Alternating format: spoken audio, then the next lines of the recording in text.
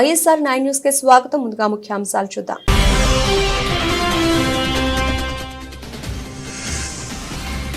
Musi river front development, Hyderabad metro రైలుపై అధికారులతో CM Revanth Reddy సమీక్ష. ప్రతి ఆక్రమణలో అర్హులైన పేదలకు పరిహారం అందేలా ప్రణాళిక రూపొందించాలని ఆదేశం.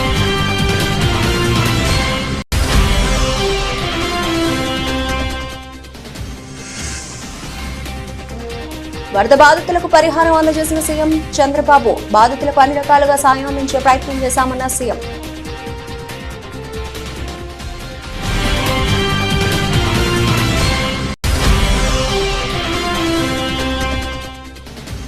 ఫతేనగర్ బ్రిడ్జ్ వద్ద ఏర్పాటు చేసిన ఎస్టీపీ ప్లాంట్ ని పరిశీలించిన BRS working president KTR. Musi సుందరీకరణ పేరుతో వేల కోట్ల కుంభకోణం జరిగిందంటూ రేవంత్ పై ఫైట్.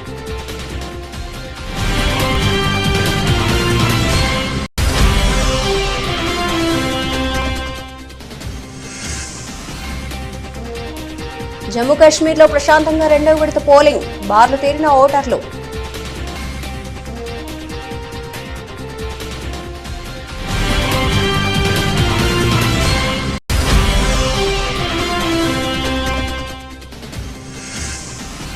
మెగా టోర్నీ సన్నాహాల్లో ముందున్నాం. T20 వరల్డ్ కప్ పై ధీమా వ్యక్తం చేసిన భారత మహిళల కెప్టెన్ హర్మన్ ప్రీత్.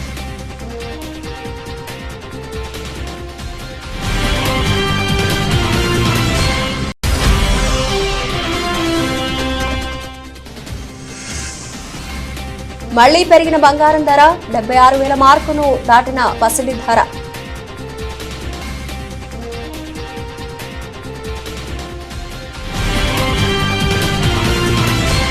సీఎం రేవంత్ రెడ్డి జూబ్లీ హిల్స్ లోని తన నివాసంలో Musi river front development, Hyderabad metro రైళ్ల అధికారులతో సమీక్ష నిర్వహించారు. మున్సిపల్ శాఖ ముఖ్య కార్యదర్శి Dana Kishore, metro rail MD NVS Reddy, CM ప్రత్యేక కార్యదర్శి Ajit Reddy, GHMC commissioner Amrapali, HMDA commissioner Sarfaraz Ahmed, Hydraa commissioner Ranganath, Rangareddy, Hyderabad జిల్లాల కలెక్టర్లు, ఉన్నతాధికారులు సమావేశంలో పాల్గొన్నారు. ఓఆర్ఆర్ లోపల ఉన్న చెరువులు, కుంటలు, నాలాలు ఆక్రమణలకు గురికాకుండా పర్యవేక్షణను మరింత కట్టుదిట్టం చేయాలని అధికారులను సీఎం రేవంత్ ఆదేశించారు. ఇందుకోసం సీసీ కెమెరాలు ఏర్పాటు చేసి వాటిని కమాండ్ కంట్రోల్ సెంటర్ కు అనుసంధానం చేయాలని చెప్పారు. ఓఆర్ఆర్ లోపల ఉన్న అన్ని చెరువులు, కుంటలు, నాలాలను గుర్తించి వాటి FTL బఫర్ జోన్లను గుర్తించాలని ఆదేశించారు. వీలైనంత త్వరగా వీటికి సంబంధించిన నివేదికను తయారు చేయాలన్నారు.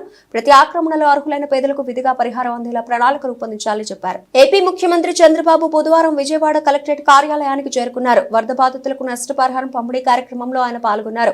సీఎం తన చేతుల మీదుగా పలువురికి నష్టపరిహారం అందజేశారు. ఈ సందర్భంగా చంద్రబాబు మాట్లాడుతూ అధికారుల సమీక్ష సమావేశాల్లో కంటే వరద సహాయక కార్యక్రమాల్లోనే ఎక్కువ సమయం వెచ్చించానని, 400 కోట్ల రూపాయలు సీఎం సహాయ నిధికి వచ్చాయని, వరద సహాయ కార్యక్రమంలో అధికారులు, మంత్రులు ఒక స్పిరిట్ తో పనిచేశారని, ఇంత పెద్ద ప్రకృతి విపత్తుల్లో తనతో పాటు అధికారులు, ఉద్యోగులు, సిబ్బంది 10 నుండి 11 రోజుల పాటు నిర్విరామంగా పనిచేశారని చంద్రబాబు నాయుడు కొనియాడారు.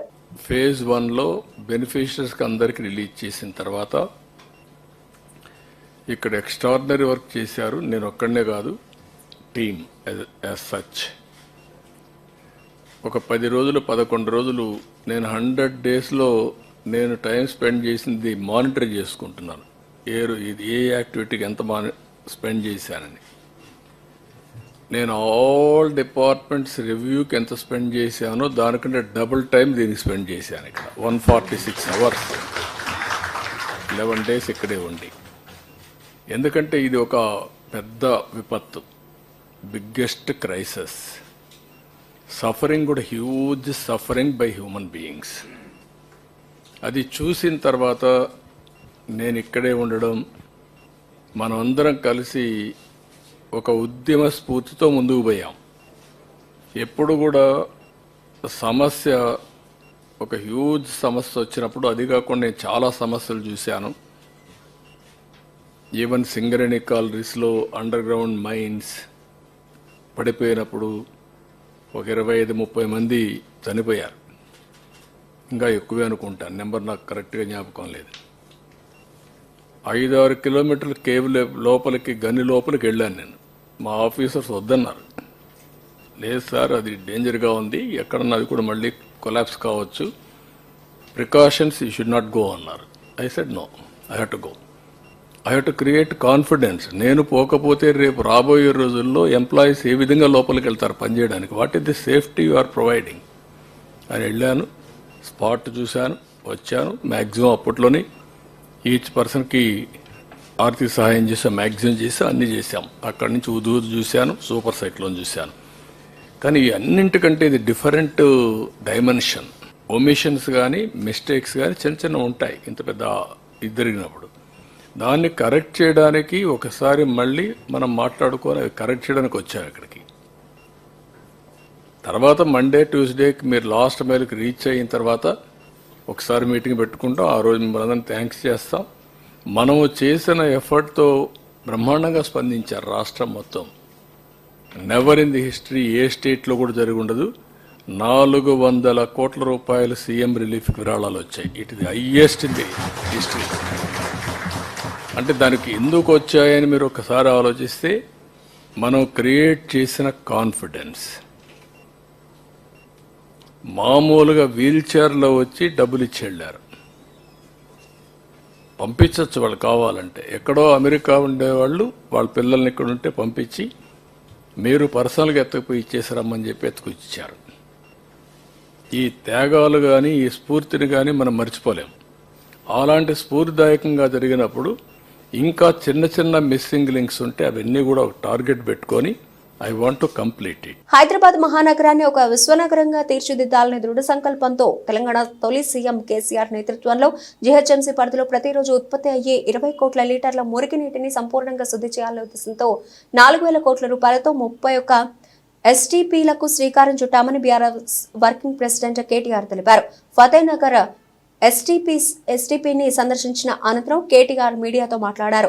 ఇండియాలోని 100% సేవరేజ్ ట్రీట్మెంట్ చేసే ఏకైక నగరంగా హైదరాబాద్ను మార్చాలనే ఉద్దేశంతో ఈ కార్యక్రమం తీసుకున్నామని కేటీఆర్ గుర్తు చేశారు. ఇవాళ కూకట్పల్లి ఫతేనగర్లో ఏర్పాటు చేసిన 133 MLDల ఎస్టీపీ ప్రారంభానికి సిద్ధంగా ఉంది. ఇది ప్రస్తుతం ట్రయల్ రన్ దశలో ఉంది. ఎస్టీపీల సందర్శనలో ఇది మొదటి అడుగు మాత్రమే. ఉప్పల్, నల్ల చెరువు, ఎల్బీ నగర్, కుత్బుల్లాపూర్, రాజేంద్ర నగర్లో ఏర్పాటు చేస్తున్న ఎస్టీపీలను కూడా త్వరలోనే సందర్శిస్తున్నాం అని కేటీఆర్ పేర్కొన్నారు. అయితే ఈ అన్నిటికంటే ఇక్కడ అడగాల్సిన ముఖ్యమైన ప్రశ్న ఏంటి అంటే, ఈ మురికి నీరు మొత్తం హైదరాబాద్లోని వివిధ నాలాల ద్వారా ప్రవహించే మురికి నీరు శుద్ధి చేసిన తర్వాత ఇదంతా 94% మూసీలోకి పోతుంది. ఇవాళ ముఖ్యమంత్రి గారు మూసీని నేను సుందరీకరిస్తాను, మూసీ ప్రాజెక్టును అద్భుతంగా చేస్తాను అని మాట్లాడుతూ ఉన్నారు. మూసీలో ముఖ్యమంత్రి గారు తెలుసుకోవాల్సింది ఏంటంటే, కొత్తగా మీరు శుద్ధి చేసేదైతే ఏమీ లేదు. ఎందుకంటే ఆల్రెడీ సివరేజ్ ట్రీట్మెంట్ ప్లాంట్లు సంపూర్ణంగా మా ప్రభుత్వమే ప్రారంభించింది. దాదాపుగా పూర్తయ్యే దశకు వచ్చినాయి. మీరు డబ్బులు ఇస్తే ఇంకో 2-3 నెలల్లో మొత్తం పూర్తయిపోతాయి. మరి 4,000 కోట్లు ఖర్చు పెట్టి మొత్తం 100% సివరేజ్ ట్రీట్మెంట్ అయిపోయిన తర్వాత మరి వాళ్ళ ముఖ్యమంత్రి గారు ఆయన మంత్రివర్గం మాట్లాడుతున్న మాటలు, మూసీ ప్రాజెక్టు కోసం 1,50,000 కోట్లు ఖర్చు పెడతామని ఒకసారి, 50,000 కోట్లు అని మరొకసారి, 70,000 కోట్లు అని మరొకసారి ఏవైతే మాట్లాడుతున్నారో ఈ మాటలు చూస్తూ ఉంటే మాకు అనుమానం వస్తూ ఉన్నది. ఎందుకంటే అసలు ఉద్దేశం మూసీ సుందరీకరణనా లేక ఇంకేదన్నా ఉన్నదా అనేది కూడా ప్రజల్లో కూడా అనుమానాలు కలుగుతా ఉన్నాయి. కాబట్టి నేను రేవంత్ రెడ్డి గారికి, మున్సిపల్ శాఖకు కూడా చెప్పేదల్లా ఒకటే, మీరు ఆల్రెడీ కేసీఆర్ గారు ఏదైతే మంచిగా వడ్డిచ్చిన విస్తరలాగా మీకు అన్ని పంచపక్ష ప్రమాణాలు పెట్టి మీకు అసలు ఒక ఇల్లు కట్టలేదన్నారు. నాకు ఆశ్చర్యం అనిపించింది. ఒక్క డబుల్ బెడ్రూమ్ ఇల్లు కట్టలేదు అని ఇదే రేవంత్ రెడ్డి గారు, ఇదే బట్టి విక్రమార్క గారు గతంలో మాట్లాడితే మా శ్రీనివాస్ యాదవ్ అన్న దగ్గరుండి బట్టి అన్నది తీసుకొని చూపెట్టిండు. ఎక్కడెక్కడ ఇల్లు కట్టిన 1,00,000 ఇళ్లను చూపెట్టిండు. నిన్న ముఖ్యమంత్రి గారు స్టేట్మెంట్ ఇచ్చినారు, మూసీలోని 11-12 ఆక్రమణలున్నాయి, వాటిని తొలగించేదానికి డబుల్ బెడ్రూమ్ ఇల్లు ఇస్తామని. మరి మేము కట్టని మాట నిజమే అయితే ముఖ్యమంత్రి గారు ఇప్పుడు ఎక్కడికి వెళ్ళి ఇస్తున్నావు? మరి అంటే ఇప్పటిదాకా మీరు చెప్పినవన్నీ అబద్దాలు. ఈ రోజు మళ్ళొక్కసారి మీకు ఒప్పుకోక తప్పట్లేదు. కేసీఆర్ గారు చేసిన పని, మా అక్క నేతృత్వంలో, సబితా గారి నేతృత్వంలో 14,000 ఎకరాలు మేము హైదరాబాద్ ఫార్మా సిటీకి అని సేకరిస్తే ఇవాళ ఫార్మా సిటీ రద్దని, ఫ్యూచర్ సిటీ అని, ఇంకోటని ఇవాళ రకరకాల డ్రామాలు అక్కడ. ఇక్కడ హైదరాబాద్ లో ఆల్రెడీ మొత్తం మూసీకి సంబంధించిన మురికి నీరంతా శుద్ధి చేసిన తర్వాత మూసీ ప్రక్షాళన పేరిట కొత్త నాటకం. అందుకే రేవంత్ రెడ్డి గారికి మేము చేసే విజ్ఞప్తుల్లో ఒకటే, మీరు చేయాల్సిన పనులన్నీ మేము గతంలో ఆల్రెడీ చేసేసినాం. ఇప్పుడు మీరు చేయాల్సిన పని ఏంటంటే, మీరిచ్చిన 6 గ్యారంటీలు అమలు చేయండి. మీరు చెప్పిన 4,000 పెన్షన్ వెంటనే అందించండి, తులం బంగారం వెంటనే అందించండి, అదేవిధంగా మహిళలకు 2,500 రూపాయలు ఇస్తున్నారు, అది వెంటనే అందించండి. ఇచ్చిన రుణమాఫీ హామీ వెంటనే నెరవేర్చండి. ఇంకో 6 రోజుల్లో సీజన్ అయిపోతుంది వానాకాలం. రైతు భరోసా వెంటనే వారి ఖాతాల్లో ఇవ్వండి. అంతేగాని ఈ పబ్లిసిటీ స్టంట్లతోని ఎక్కువ రోజులు మీరు మాయ చేయలేరు. హైదరాబాద్ ప్రజలకు స్పష్టంగా తెలుసు మేము చేసిన పని. తిరుమల లడ్డు పవిత్రతను దెబ్బతీస్తున్న ఏపీ సీఎం వ్యాఖ్యలపై న్యాయస్థానాలు జోక్యం చేసుకుని చంద్రబాబు కుట్రలు బయటపెట్టాలని వైసీపీ మాజీ మంత్రి అంబటి రాంబాబు కోరారు. అవసరమైతే సుప్రీంకోర్టు స్థాయిలో విచారణ జరిపి వాస్తవాలు నిగ్గు తేల్చాలని డిమాండ్ చేశారు. గుంటూరులోని వైసీపీ కార్యాలయంలో అంబటి మీడియాతో మాట్లాడారు. తిరుమల లడ్డూపై చంద్రబాబు అసత్య ఆరోపణలు చేసి మహాపాపం చేశారని మండిపడ్డారు. ఇంత పెద్ద ఆరోపణపై డీఐజీ స్థాయి అధికారితో విచారణ జరిపిస్తారా అంటూ ప్రశ్నించారు. సిబిఐతో విచారణ జరిపించాలని దేశమంతా కోరుకుంటోందని పేర్కొన్నారు. రాజకీయ లబ్ధి కోసం ఆరోపణలు చేస్తున్నారని విమర్శించారు. తిరుమల లడ్డు అపవిత్రం జరిగిందంటే మేము ప్రాయశ్చిత్తం చేస్తాం, తప్పు చేసిన వాళ్లే ప్రాయశ్చిత్త దీక్ష చేపడతారని పేర్కొన్నారు. మేం తప్పు చేశామని నిరూపిస్తే పవన్ బూట్లు తుడుస్తామని పేర్కొన్నారు. లడ్డు అపవిత్రం అయిందని కొండగట్టు ఆంజనేయ స్వామి ఆలయంలో పవన్ కళ్యాణ్ ప్రమాణం చేయాలని డిమాండ్ చేశారు.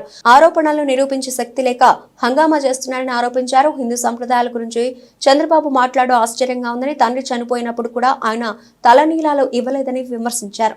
పవన్ కళ్యాణ్ గారు, మేము తప్పు చేస్తే మీరు మెట్లు కడవటం ఏంటండి? మేము తప్పు చేసామని నిరూపించండి, నీ బూట్లు దుడుస్తా నేను. మేము తప్పు చేసామని నిరూపించు. లడ్డూ ప్రసాదంలో జంతువులు కొవ్వు కలిసింది, ఆ నువ్వు నిరూపించు, నీ బూట్లు తుడిసే కార్యక్రమం చేస్తాం. ఏంది డ్రామాలు? అదేమంటే ఆయన ఏమన్నాయంటే హైందవ దేవాలయాలే, వైసీపీ హైందవులే దేవాలయాలకు నష్టం జరుగుతుంటే పట్టించుకోలేదు. హిందూ దేవాలయాలు, నేను మనవి చేస్తున్నా, తెలుగుదేశం ప్రభుత్వం అధికారంలో ఉన్నప్పుడు విజయవాడ రోడ్డు మీద ఉన్నటువంటి అనేక దేవాలయాలను పగలగొట్టి దేవాలయాల్లో ఉన్నటువంటి దైవ స్వరూపాలను మున్సిపాలిటీ తొట్టుల్లో వేసుకు వెళ్లినటువంటి సంఘటన మర్చిపోయారా అని అడుగుతా ఉన్నా. ఆ రోజు ఎందుకు మాట్లాడలేదు? సనాతన ధర్మం మీద ఇంత ప్రేమ భక్తి ఉన్నటువంటి పవన్ కళ్యాణ్ గారు ఆ రోజు మీరు ఎందుకు మాట్లాడలేదు అని అడుగుతా ఉన్నా. ఇవాళ మా మీద రాజకీయంగా కక్ష తీర్చుకోవడం కోసం మీరు ప్రయత్నం చేసేటటువంటి ప్రయత్నం చేస్తున్నారు. ఇది తప్పు కదా? ఆంజనేయ స్వామి భక్తులు మీరు అన్నారు. అక్కడెక్కడో మన కొండగుట్ట ఆంజనేయ స్వామి దేవాలయాన్ని కూడా వెళ్ళి పూజ చేశారు. మీరు భక్తులనే విషయంలో మాకు ఎలాంటి సందేహం లేదు. మీరు దైవభక్తులు, దానిలో మాకు ఎలాంటి సందేహం లేదు. సరే, మీరు ఆంజనేయ స్వామి భక్తులు అంటున్నారు. ఆంజనేయ స్వామి మీద ప్రమాణం చేసి జగన్మోహన్ రెడ్డి గారి హయాంలో తయారైన లడ్డూల్లో కొవ్వు నూనె కలిసిందని ప్రమాణం చేసి చెప్పండి. మీరు నిజంగా భక్తులు కాబట్టి చెప్పండి, అప్పుడు ఎంక్వైరీ చేయించండి. సుదీర్ఘకాలం రాజకీయాల్లో ఉన్నటువంటి వ్యక్తి, బీజేపీ నాయకుడు, కేంద్ర మంత్రిగా చేశాడు. ఆయన బేసికల్గా ఈయన అడ్వకేట్, సుప్రీంలో ఉన్నటువంటి అడ్వకేట్, మేధావి. ఆయన ఇవాళ కోర్టులో ఫైల్ చేశాడు, సుప్రీంకోర్టులో. ఏమిటి దుష్ప్రచారం ఏంటి? దీని మీద నిగ్గు తేల్చమని ఏమడిగాడు ఆయన? ఒక సుప్రీంకోర్టు జడ్జి పర్యవేక్షణలో ఒక సిట్టు వేసి విచారణ జరపమన్నాడు. ఎందుకు జరపరు మీరు? చెప్పండి. ఓకే అని చెప్పండి చంద్రబాబు నాయుడు గారు, ఓకే అని చెప్పండి పవన్ కళ్యాణ్ గారు. ఎందుకు భయం మీకు అంటున్నా? చాలా మంది సీనియర్స్ గుర్తుండే ఉంటుంది. ఆయన తండ్రి గారు మరణిస్తే ఆయన తలనీలాలు ఇవ్వాల, గుండె చేసుకోవాలి. ఆయన వాడు తమ్ముడు జడ్జి చేయించాడు. తల్లి చనిపోయినప్పుడు కానీ తండ్రి చనిపోయినప్పుడు కానీ ఏ రోజున కూడా చంద్రబాబు నాయుడు గారు తలనీలాలు ఇవ్వలేదు. నువ్వు హిందుత్వాన్ని గురించి మాట్లాడతావు, సనాతన ధర్మాన్ని గురించి మాట్లాడతావు, ధర్మారెడ్డి గురించి మాట్లాడతావు, సుబ్బారెడ్డి గురించి మాట్లాడతావు. ఏం ధర్మం అయ్యా నాకు అర్థం కాలేదు చంద్రబాబు నాయుడు గారు. మరొకసారి చెబుతున్నా, తిరుమల శ్రీ వెంకటేశ్వర స్వామిని రాజకీయంగా వాడుకోవాలనే ప్రయత్నం చేయటం అనేది చాలా దుర్మార్గమైనటువంటి అంశం. దీనికి మీరు అన్ని విధాలా మూల్యం చెల్లిస్తారు భవిష్యత్తులో అనేది కూడా ఇవాళ నేను చెప్తున్నాను. దయచేసి గుర్తుపెట్టుకోమని కూడా మనవి చేస్తున్నాను. యాదాద్రి భువనగిరి జిల్లా తుర్కపల్లి మండలం గంధమల్ల చెరువు నుండి మత్తడి దూకుతూ ఉండడంతో ఎమ్మెల్యే ప్రభుత్వ వైపు బీర్లాయలయ్య చెరువు వద్ద ప్రత్యేక పూజలు నిర్వహించారు. మల్లన్న సాగర్ నుండి గంధమల్లకు నీటిని విడుదల చేయాలని MLA Beerla Ailaiah Aluru market committee సమావేశంలో మంత్రులు తుమ్మల నాగేశ్వరరావు, కోమటిరెడ్డి వెంకటరెడ్డిని, ఎంపీ చామల కిరణ్ కుమార్ ని కోరగా 10 గంటల్లో నీటిని విడుదల చేశారు. దీంతో ఆలేరు నియోజకవర్గ ప్రజలు, రైతులు సంతోషం వ్యక్తం చేశారు. గంధమల్ల చెరువు నిండి మత్తడి పోస్తూ కింద ఉన్నటువంటి పలు గ్రామాల చెరువులు, కాలువలు నుండి జలకలను సంతరించుకుంటున్నాయి. అంతకుముందు జగదేవ్పూర్ మండలం గంధమల్ల సమీపంలో ఉన్నటువంటి మదన దుర్గమ్మ ఆలయంలో ప్రత్యేక పూజలు నిర్వహించి తెలంగాణ రాష్ట్రం ఆలేరు నియోజకవర్గం సస్యశ్యామలంగా ఉండాలని వేడుకున్నారు.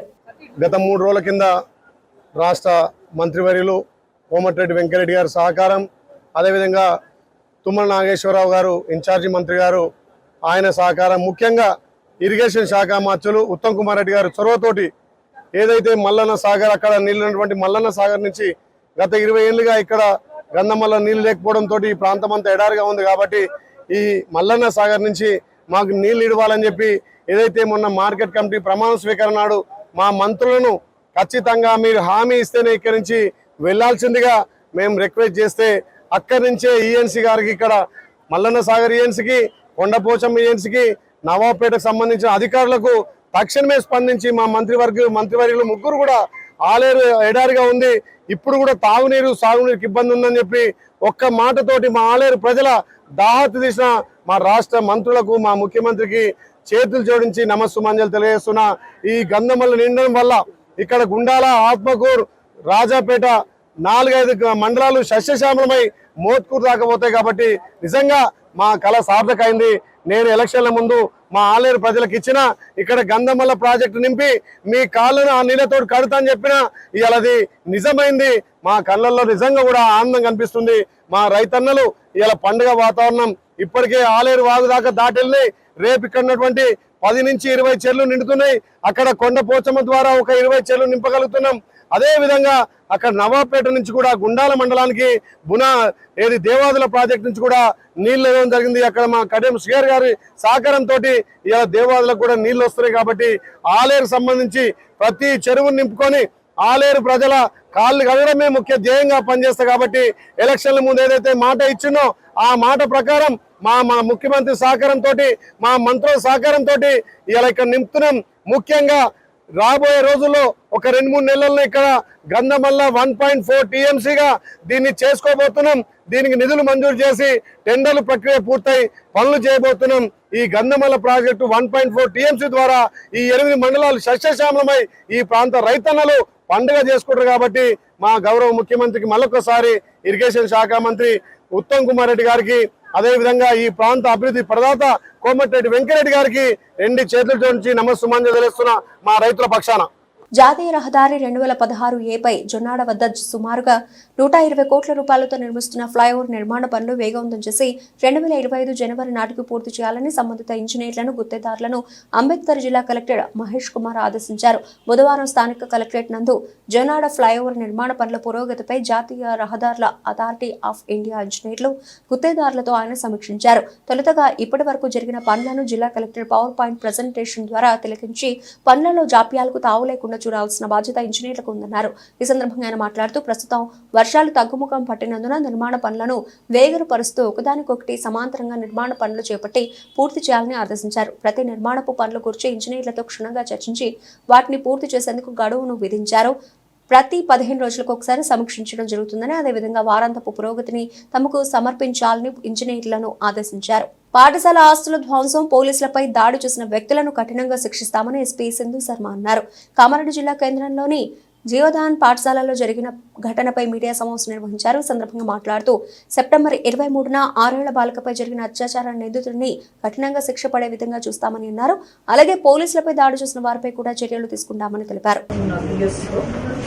ఒక 6-year-old పేరెంట్ కంప్లైంట్ మీద మనం ఒక 65 BNS అంటే రేప్ అండ్ పోక్సో, మైనర్ అమ్మాయి కాబట్టి పోక్సో చట్టం కింద మనం FIR రిజిస్టర్ చేయడం జరిగింది.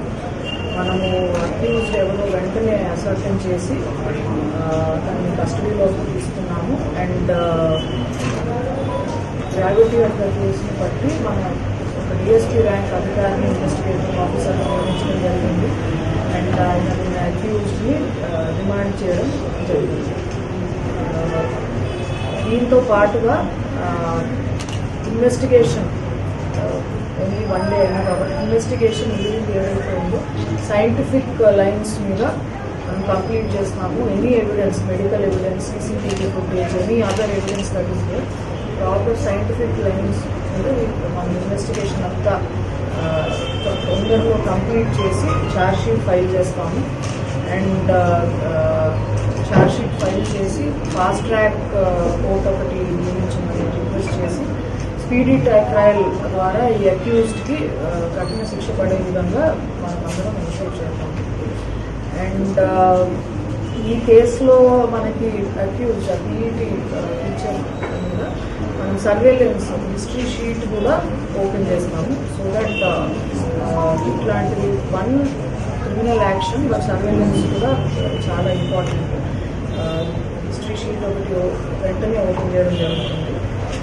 అండ్ నిన్న జరిగిన సంఘటన గురించి జీవితాడు స్కూల్ దగ్గర అండ్ పోలీస్ స్టేషన్ బయట ఈ రెండు విషయాలకు సంబంధించి మనం స్పెసిఫిక్ కేసెస్ రిజిస్టర్ చేయడం జరిగింది.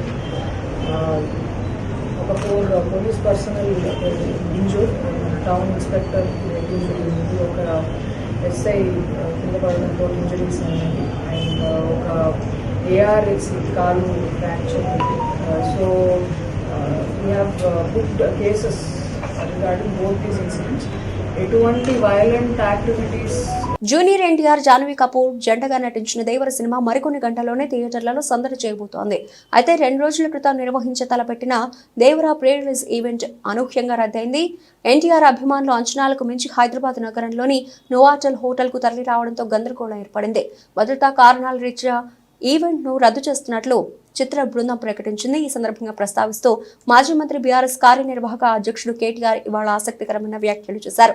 సీఎం రేవంత్ రెడ్డి సర్కార్ అన్ని రంగాల్లో విఫలమైందని కేటీఆర్ మండిపడ్డారు. జూనియర్ ఎన్టీఆర్ సినిమా ఫంక్షన్ కు ప్రభుత్వం కనీస సౌకర్యాలు కల్పించలేదని విమర్శలు గుప్పించారు. ప్రీ రిలీజ్ ఫంక్షన్ లో పోలీసులు చేతులెత్తేశారని, తాము అధికారంలో ఉన్నప్పుడు సినిమా ఫంక్షన్ సంతోషంగా జరుపుకునేవాళ్లని కేటీఆర్ ప్రస్తావించారు. తాము సినిమా ఫంక్షన్లతో పాటు అన్ని మతాల పండుగలను సమర్థవంతంగా నిర్వహించామని ఆయన అన్నారు. ఈ మేరకు బుధవారం ఆయన మీడియాతో మాట్లాడారు. హైదరాబాద్ మహానగరాన్ని ఒక విశ్వనగరంగా తీర్చిదిద్దాలనే ఉద్దేశంతో చిన్న పండుగ వచ్చినా మా మంత్రులు ఆనాడు స్వయంగా దగ్గర కూర్చొని అటు అధికారులు, రెవెన్యూ కావచ్చు, మున్సిపల్ కావచ్చు, పోలీస్ కావచ్చు, సమన్వయం చేసి శ్రీనివాస్ యాదవ్ గారు, మహమూద్ అలీ గారు, సబిత గారు, మా గౌరవ శాసనసభ్యులు దగ్గర ఉండి చూసుకునేది. చిన్నపాటి నొక్కు కూడా పడకుండా, ఎక్కడ చిన్నపాటి ఇబ్బంది కూడా కాకుండా, ట్రాఫిక్ అంతరాయం కాకుండా, ఫార్ములా రేస్ కావచ్చు, లేదా ఒక గణేష్ నిమజ్జనం కావచ్చు, లేదా మొహర్రం ఊరేగింపు కావచ్చు, బోనాల పండుగ కావచ్చు, ఏదైనా కూడా శాంతియుతంగా చేసినాం. చివరికి సినిమాల కోసం జరిగే ప్రీ రిలీజ్ ఈవెంట్లకు కూడా అంత జాగ్రత్తగా ఎక్కడ ఇబ్బంది లేకుండా చేసిన ఘనత మా ప్రభుత్వానికి. కానీ ఈరోజు ఏం జరుగుతూ ఉంది హైదరాబాద్లో మీరే చూడండి. నిన్న పాపం జూనియర్ ఎన్టీఆర్ గారి సినిమా ఆయన ఇక్కడ రిలీజ్ ఫంక్షన్ పెట్టుకుంటే దాన్ని కూడా కనీసం నిర్వహించలేని అసమర్థత, గంట్లాంటి పరిస్థితిలోకి ఇలా ఈ నగరం వెళ్ళిపోయింది. ఇంకోవైపు చాలా విచిత్రంగా ట్రాఫిక్ సమస్య నాకంటే బాగా మీకే తెలుసు, నాకంటే ఎక్కువ మీరే తిరుగుతారు. గతంలో ఎట్లా ఉండేది ట్రాఫిక్ మేనేజ్మెంట్, ఇవాళ ఎట్లా ఉండేది అనేది ప్రజలందరికీ తెలుసు. హైదరాబాద్ గంటలు ట్రాఫిక్ లో ఇరుక్కొని పోయే పరిస్థితి వచ్చింది. హైదరాబాద్ నగరంలో దంచి కొడుతున్న వర్షం. బుధవారం ఉదయం నుండి హైదరాబాద్ నగరంలో బోరబండ, మోతీనగర్, సనత్ నగర్, రామ్నగర్ తదితర ప్రాంతాల్లో మోస్తారు వర్షాలు పడ్డాయి. అదేవిధంగా హైదరాబాద్ కు వాతావరణ కేంద్రం ఆరెంజ్ అలర్ట్ జారీ చేసింది.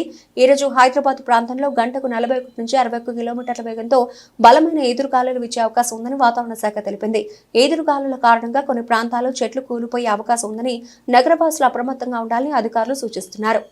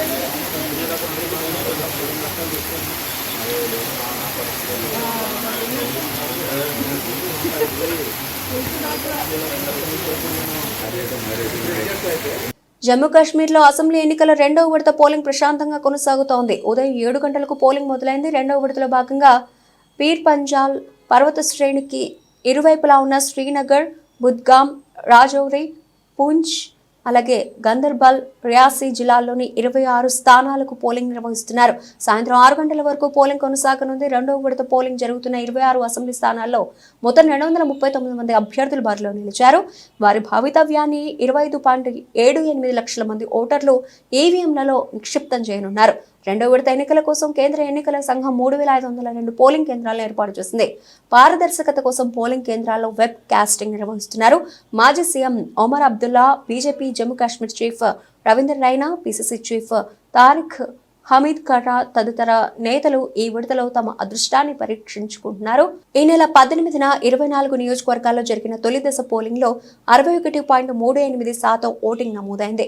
అక్టోబర్ 1న మిగిలిన 40 స్థానాలకు తుది విడత పోలింగ్ జరగనుంది. అక్టోబర్ 8న ఓట్లను లెక్కించి ఫలితాలను వెల్లడించనున్నారు. ప్రతిష్టాత్మక టీ20 ప్రపంచ కప్ లో సత్తా చాటుతామని భారత మహిళల కెప్టెన్ హర్మన్ ప్రీత్ కౌర్ ధీమా వ్యక్తం చేసింది. వచ్చే నెల 3వ తేదీ నుంచి యుఏఈ వేదికగా మొదలవుతున్న మెగా టోర్నీ కోసం టీమిండియా బయలుదేరి వెళ్లింది. ఇన్నాళ్లు అందరిని ద్రాక్షగా ఊరిస్తూ వస్తున్న టీ20 ప్రపంచ కప్ ను ఈసారైనా ఒడిసి పట్టుకోవాలన్న పట్టుదలతో ఉన్న భారత్ ఆ దిశగా ముందుకెడుతోంది.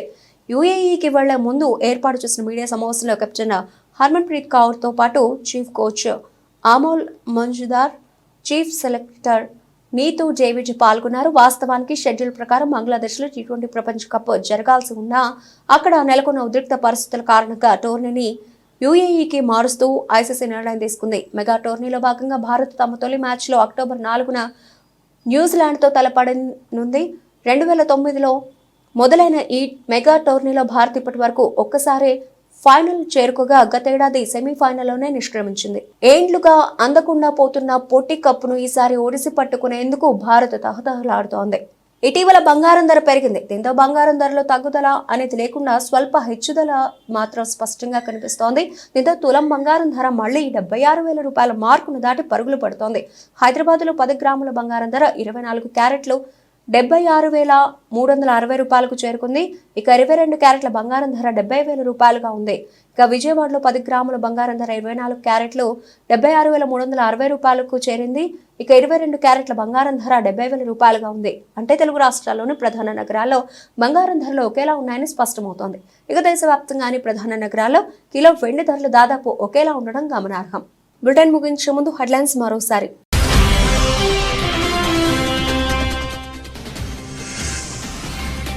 Musi river front development, Hyderabad metro రైలుపై అధికారులతో సీఎం రేవంత్ రెడ్డి సమీక్ష. ప్రతి ఆక్రమణలో అర్హులైన పేదలకు పరిహారం అందేలా ప్రణాళిక రూపొందించాలని ఆదేశం.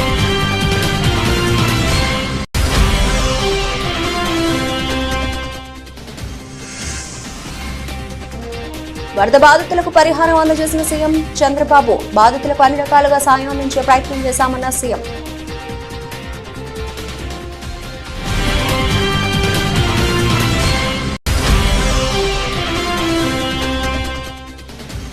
ఫతేనగర్ బ్రిడ్జ్ వద్ద ఏర్పాటు చేసిన ఎస్టీపీ ప్లాంట్ ని పరిశీలించిన BRS working president KTR.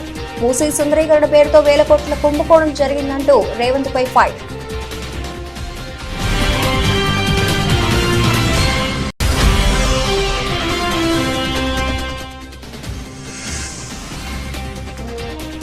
Jammu కాశ్మీర్లో ప్రశాంతంగా రెండవ విడత పోలింగ్, బార్లు తీరిన ఓటర్లు.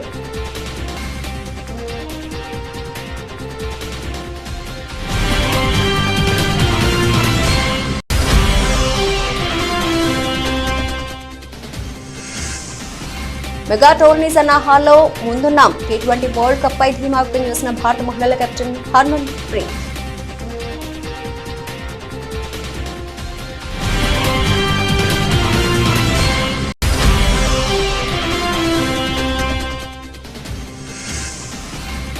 మళ్లీ పెరిగిన బంగారం ధర 76,000 మార్కును దాటిన పసిడి ధర.